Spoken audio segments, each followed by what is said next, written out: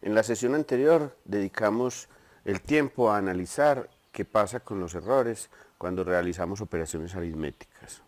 Ahora, la pregunta que nos hacemos es si realizamos otro tipo de operaciones, por ejemplo la radicación, la potenciación o operaciones más complejas como las funciones trascendentes, coseno, seno, etc.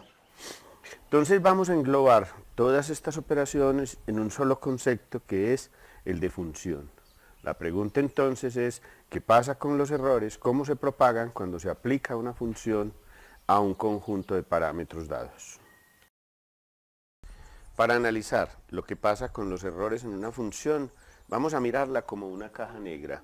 Es decir, vamos a entender una función que a partir de unos parámetros de entrada realiza unos cómputos y devuelve unos resultados en lo que llamaremos unos parámetros de salida. Los parámetros de entrada traen unos errores que pueden llegar a ser históricos. Esos errores pueden surgir de mediciones o de otros cómputos.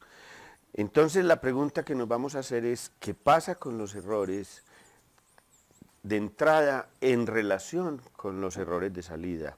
Esos dos errores vamos a compararlos en términos del error absoluto y el error relativo. Determinemos la relación que existe entre el error absoluto de los parámetros de entrada y el error absoluto de los parámetros de salida. Para ello partamos de la serie de Taylor.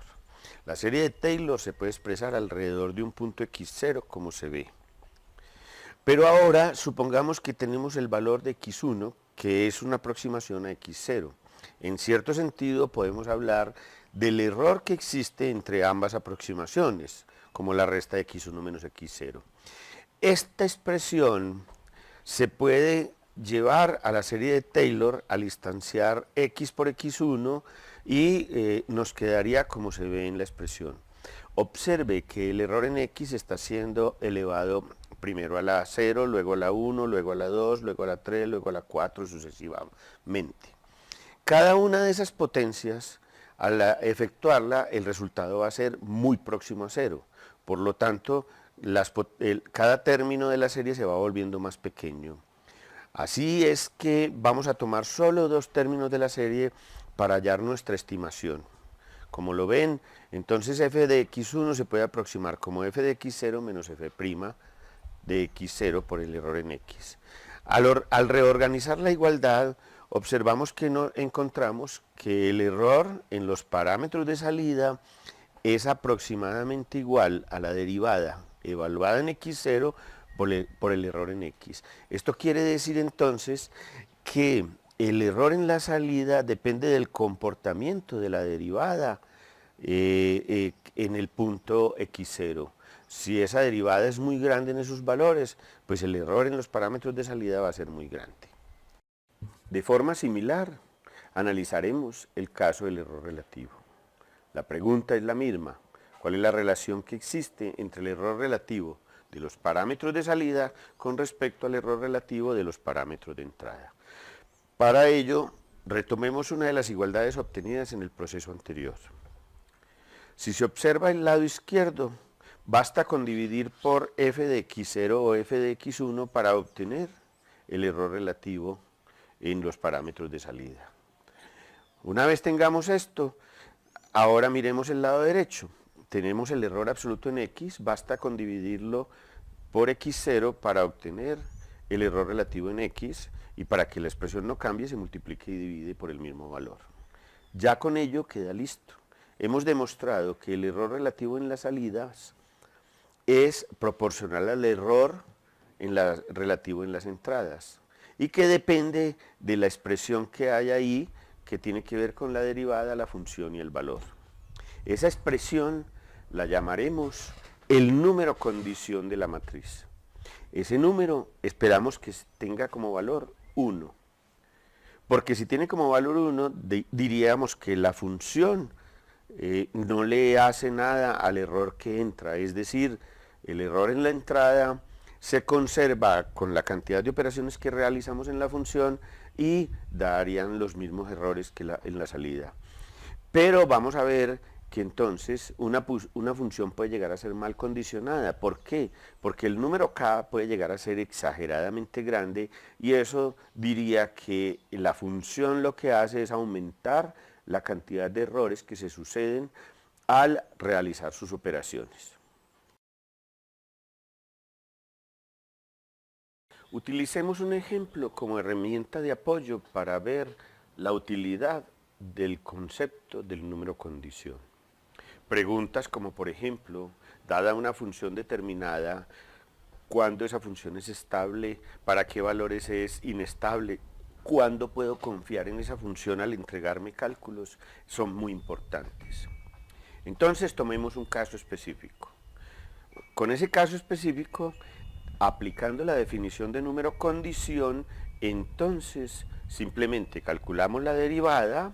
Una vez la tengamos, simplificamos la expresión y obtenemos el número condición. Observe que ese número condición está expresado en términos de x. Esto significa que podemos especificar para un valor dado el cuánto vale el número condición. O también podríamos hacer un análisis general de la función en términos de cuál es el comportamiento de la función en términos generales. Para eso graficamos la función y con el gráfico analizamos todo el dominio de la función. Entonces, ¿qué miramos? La gráfica roja es el número condición y lo que miramos es cuáles son los intervalos donde la función del número condición es menor que 1. Observamos entonces que en el intervalo entre 0.7 y 1 la función es estable. ¿Por qué? Porque el número condición es menor que 1. En los demás intervalos, es decir, cuando x es mayor que 1, la función empieza a ser inestable. Observe que esa inestabilidad es relativa, porque por ejemplo, si en los números x mayores que 1, el número condición aumenta demasiado rápido. Pero por ejemplo, entre menos 0.2 y 0.7, la función es relativamente estable porque el valor del número condición aumenta hasta 2.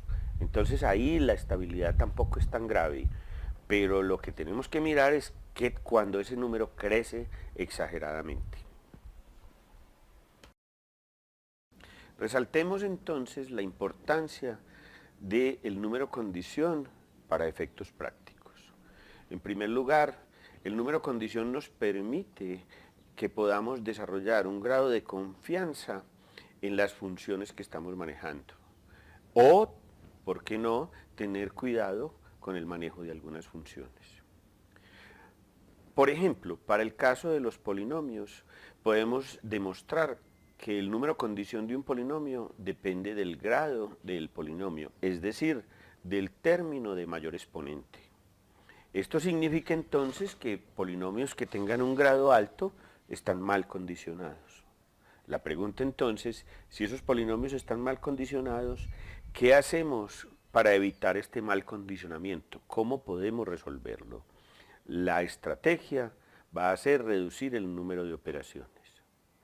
Teniendo en cuenta el caso de los polinomios, podríamos decir que en términos generales, cuando una función está mal condicionada, es necesario buscar estrategias para reducir el número de operaciones, para computar de manera equivalente esas funciones o buscar alternativas para que el error no se exagere tanto.